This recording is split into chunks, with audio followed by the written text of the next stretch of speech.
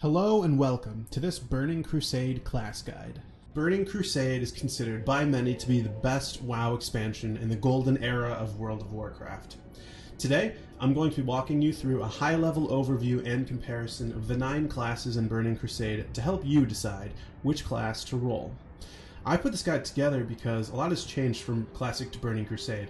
Classes have become better or worse at certain roles in PvP and PvE, so I'm going to walk you through some of those changes. If you want to dominate the damage meters in PvE and clear all of the endgame content, certain classes will be better equipped for that. Or, on the other hand, you want to do strictly PvP and grind your way up to gladiator in the arena, there are certain classes that will give you better odds for success. So this guide will help you choose the best class for what you want to experience in Burning Crusade. So with that out of the way, let's get started. First up is the Warrior. In PvP, Warriors are one of the absolute best classes. Some big talent tree rearrangements helped Warriors out. One of those is the detachment of Rend from Deep Wounds and Impale. In order to get Deep Wounds and Impale, Warriors needed to put 3 points into Rend, essentially wasting those talent points. Now in the Burning Crusade, Warriors don't need to put 3 points into Rend to unlock Deep Wounds and Impale. Not only that, but Improved Intercept and Death Wish were both moved into the Arms tree.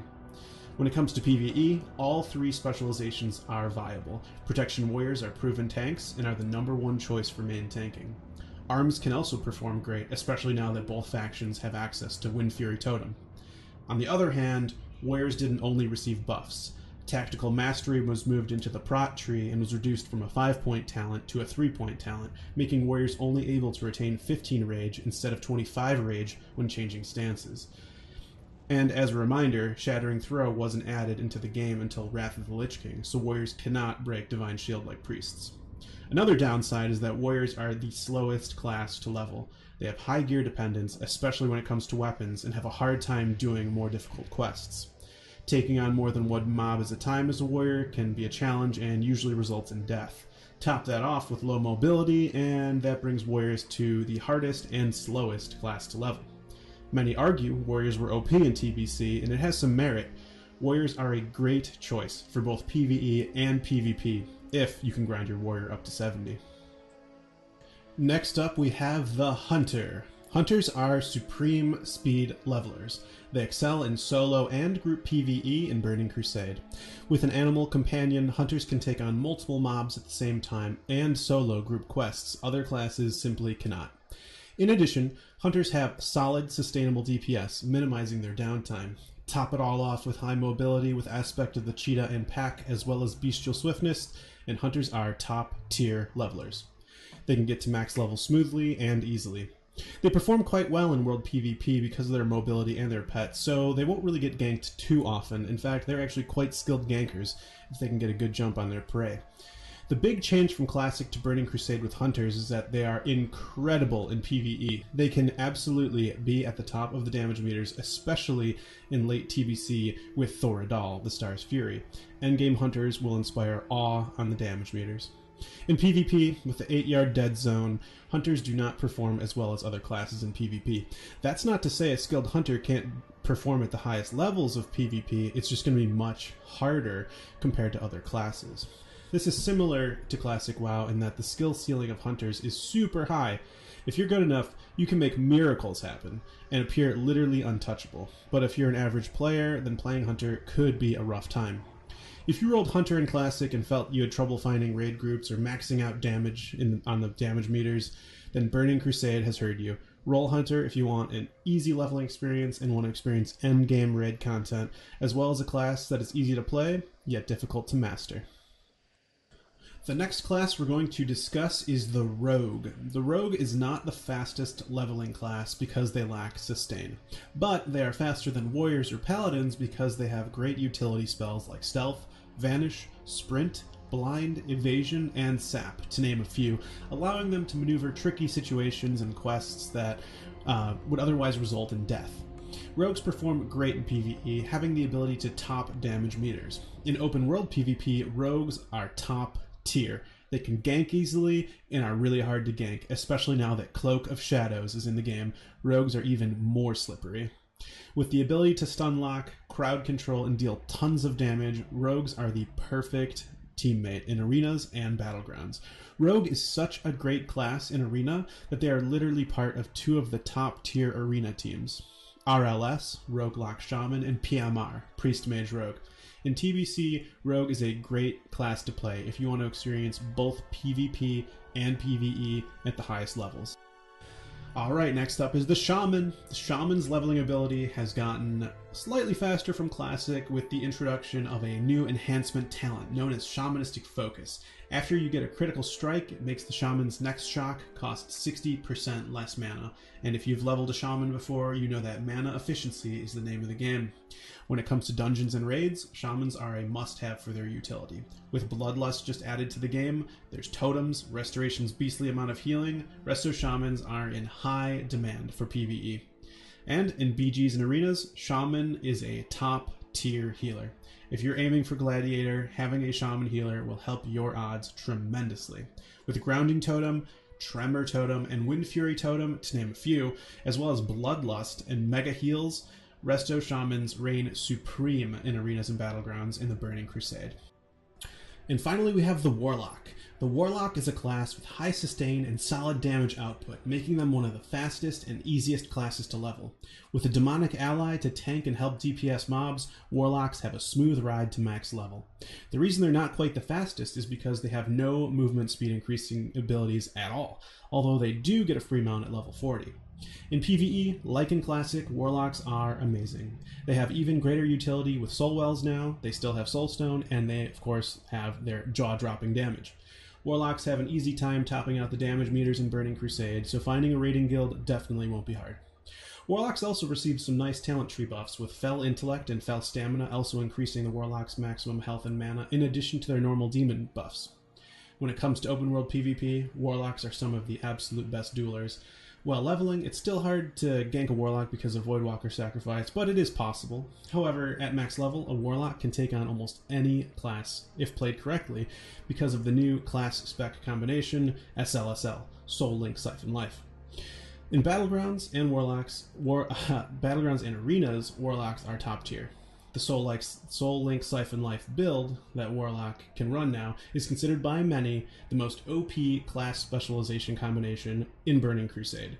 With support from a healer like a Shaman or a Druid, and crowd control from a Rogue, these three can form one of the strongest arena teams known as RLS. Choose a Warlock and your odds of becoming Gladiator are high. Alright guys, up next is the Paladin. So, Paladins can be played by humans, dwarves, Draenei, and Blood Elves in the Burning Crusade. Paladins received some nice buffs from Classic to the Burning Crusade, one of them being Blessing of Might now also increases ranged attack power. They also got improved Righteous Fury, which now reduces damage taken by 2, 4, and 6% per talent point, and some other prot-related buffs. In addition, there is a horde-only seal known as Seal of Blood. This seal makes Paladins take 10% of the damage they deal back to themselves and was effective at breaking CC. It also did more DPS than the other seals. In terms of leveling, Paladins are pretty slow. With only a few active abilities, most of the time Paladins are just auto-attacking, waiting for a new Seal of Command proc, which is pretty boring. Paladins don't die as much as warriors though, because they have Divine Shield, Blessing of Protection, and Lay on Hands, so they're a bit faster at leveling than warriors because they can solo quests that warriors simply wouldn't be able to. Bubble Hearth is still great for avoiding getting ganked, however in TBC it is no longer unbeatable because Mass Dispel is in the game and it can remove Divine Protection.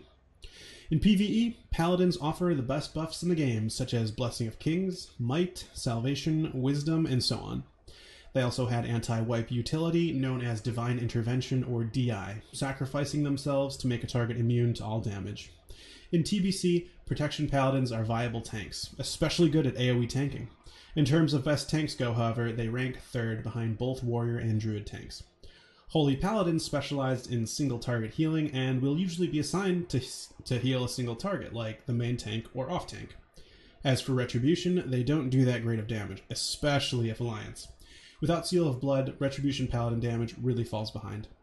In PvP, the story is similar. Paladins perform about average. Ret Paladins in PvP aren't very good unless Horde, and even then, they are still about average due to lack of slowing abilities and only having Repentance in Hand of Justice as a gap closer. And quite mediocre damage, honestly.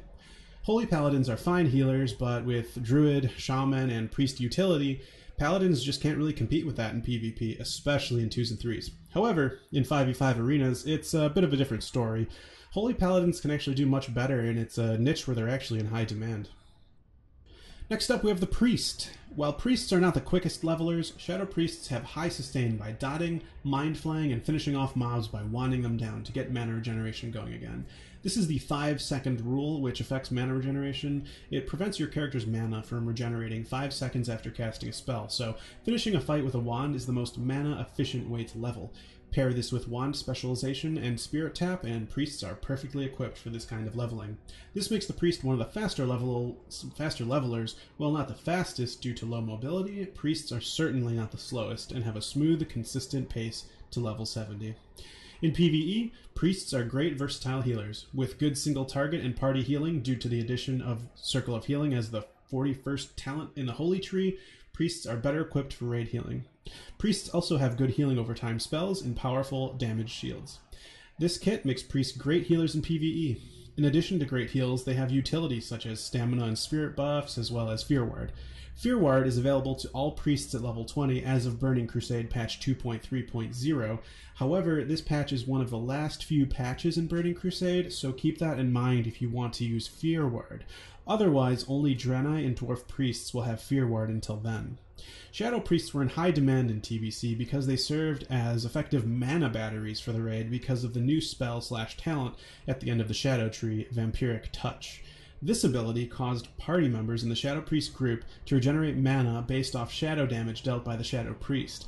Because it only worked on party members, it wasn't uncommon to bring multiple Shadow Priests to the raid. When it comes to open world PvP, priests can perform quite well. Shadow Priests especially are known for being able to dish out some face-melting damage. If you run into one leveling, you'll be surprised at the damage they can do. While not the fiercest at ganking, they can defeat most classes in world PvP. In battlegrounds and arenas, priests are a solid choice, with spells like Mana Burn, Pain Suppression, and offensive dispels, including Mass Dispel, which removes Paladin's Divine Protection. Priests have great utility to dominate all arena brackets. Add in the fact that their spells can rack up serious damage as any spec, priests are a great partner for arena. If you want a well-rounded class that can do it all, priest will not let you down. Alright guys, next up is the Mage. With high damage and endless amounts of food and water, mages can level at a nice, consistent pace. This does come at a cost of consistent downtime, however. While mages don't have move speed increases, they can teleport and create portals for all major cities for themselves and party or raid members. When it comes to dungeons and raids, mages offer high single target and AoE damage, as well as utilities such as Sheep, Arcane Intelligence, Frost Nova, and of course those food and water. The two specializations that are really viable in the Burning Crusade for PvE are Fire and Arcane. Fire is considered the better of the two, but both are considered viable. In open world PvP, mages can hold their own. If they can't win a fight, mages are good at getting away. With Polymorph, Blink, and lots of slow spells, mages can usually outkite and outmaneuver most classes in a 1v1 setting. Unless AoE leveling, mages can't really get ganked very easily. In battlegrounds and arenas, mages' ability to crowd control, deal lots of damage, and kite make them fierce competitors. Another top team for arena is known as PMR, Priest Mage Rogue, and is one of the most notorious team compositions. Alright guys, we're on to our last class, the Druid. So, Feral Druids are excellent levelers. They've got high damage, high sustain with the ability to heal and then shift back into a cat to deal damage, and high mobility with travel form at level 30, increasing movement speed by 40%.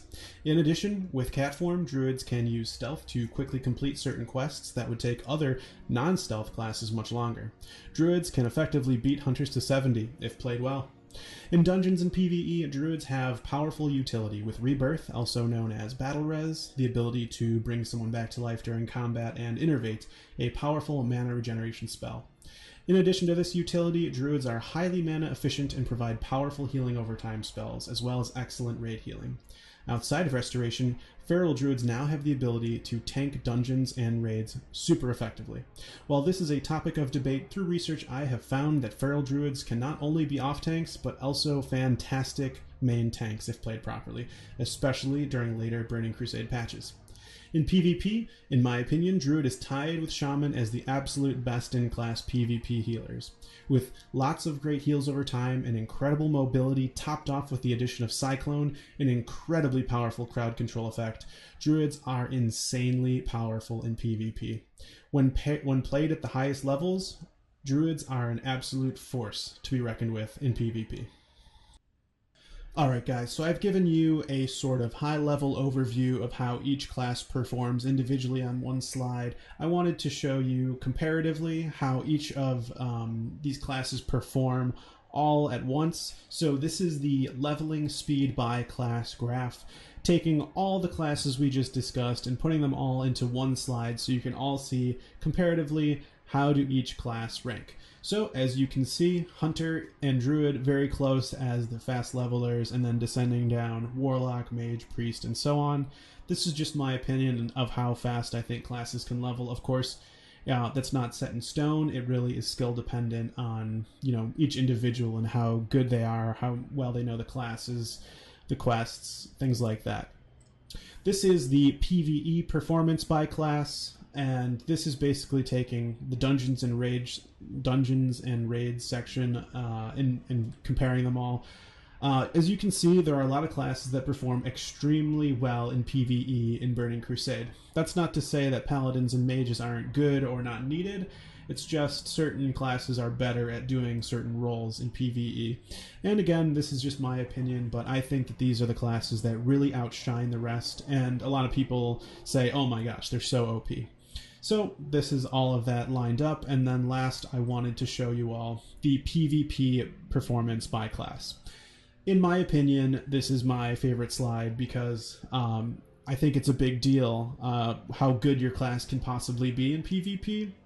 Personally, I played a Hunter and a Paladin in Burning Crusade, and I thought that was super unlucky because they weren't intrinsically OP, so to speak. They didn't have a lot of really effective PvP spells or kits that really made them really strong.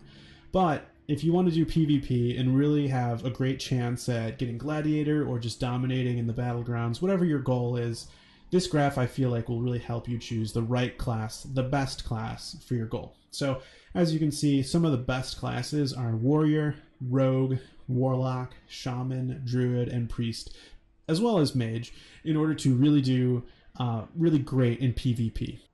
Alright guys, that wraps up this guide. I just wanted to say thank you very much for watching. I really hope that you learned something from this guide. I had an absolute blast doing the research and figuring out all these different things and presenting it all for you. If you have any questions or comments, please feel free to leave a comment. I'll try to reply to as many as I can.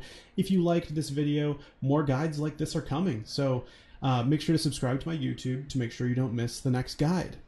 And again, these are just my opinions, not objective fact, and a lot of performance really depends on the player. So if you didn't like something I said, you know, just keep that in mind, that this is kind of just something that I came up with based off my research and, you know, different classes that I've played, and it's not necessarily the objective truth.